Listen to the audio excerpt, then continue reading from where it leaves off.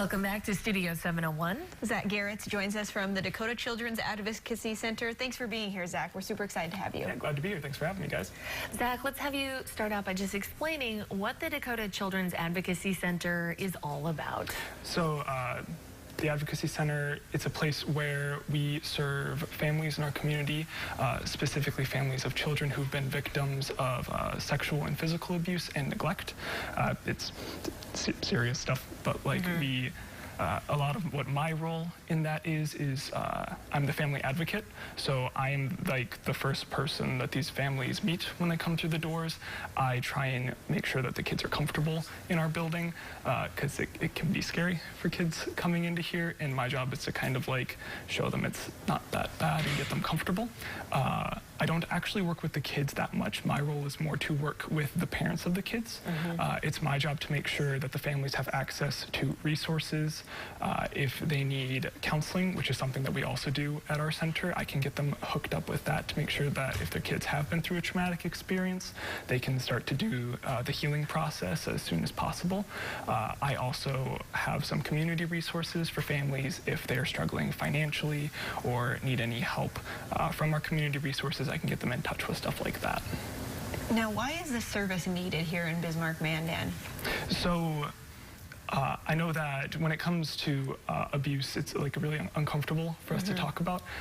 There's some statistics out there, though, where we see that 1 in 5 kids experience some form of traumatic experience before they reach the age of 18, and then of them, about 1 in 10 experience some form of sexual abuse. So it always feels like something that's like that happens to other people. That would never happen to my family. That would never happen to my kid. But like it can, and it's important for us to be able to serve those people in our community. Yeah, and a tough topic, but 1 in 10, I mean, that's a lot of people in the state. You know, have services changed at all due to COVID and the accessibility? Well, yeah, right. I mean, it's like what hasn't changed due to COVID, right? Exactly, yeah. I guess I should say, how have they, and how are you still able to serve families?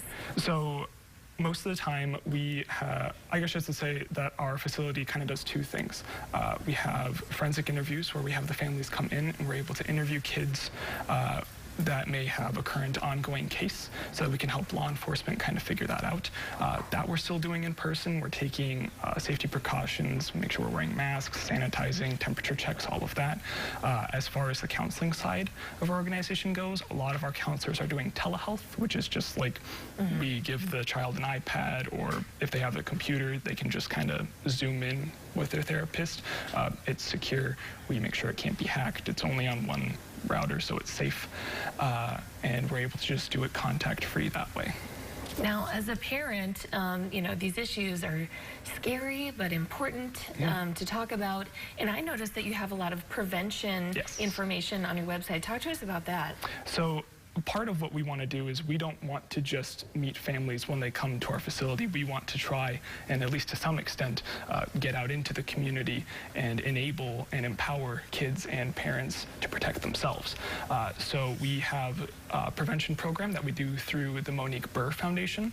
They're an evidence-based program that we use. Basically, the idea is to teach kids what to look for, like what is abuse, what does it look like, how do I respond if that happens.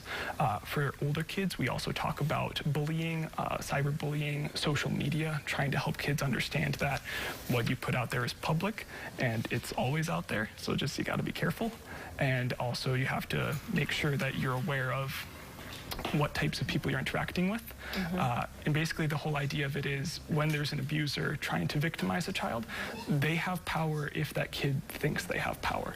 But through trying to educate kids and teach them about these types of things, we let them know that that abuser telling them they can't tell anybody is false. And we enable kids to be able to help themselves if that ever happens to them. And we give them the power, we take it away from the abuser.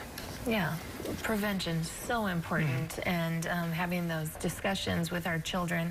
We have a picture that you sent me, and I'm wondering if we could pull that up really quickly, that had to do with prevention there. Yes. Can you go through that list really quickly? So basically, this again from the Monique Burr Foundation is kind of our 5-step process that that we have for kids. The idea is to help them know what's up, spot red flags, make a move, talk about it, and then kind of no shame. I guess the spotting red flags is kind of the thing I can highlight the most here.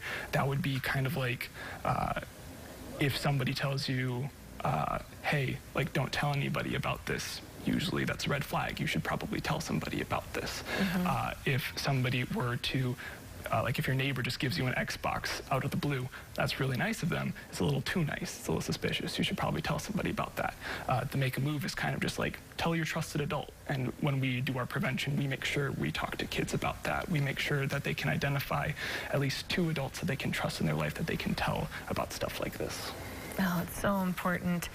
And for children who, maybe don't have that trusted adult, where do you recommend that they go? If they don't feel that they can trust parents or caregivers, I would say teachers, social workers, if they have them, case managers, as well as law enforcement, doctors, anybody in kind of that public health or service profession. They're mandated reporters, so they're going to be able to get you help if you need it.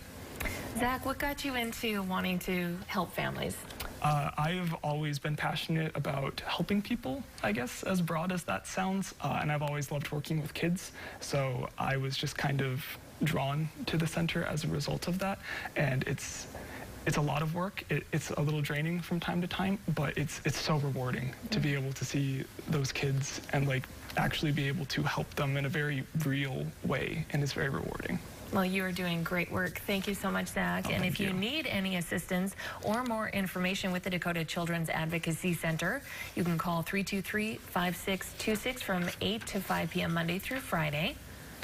Or you can send them an email at info@dakotacac.org. And you can also visit their website at dakotacac.org. Thank you, Zach. Thank you so much. Thank you, guys. And keep it here.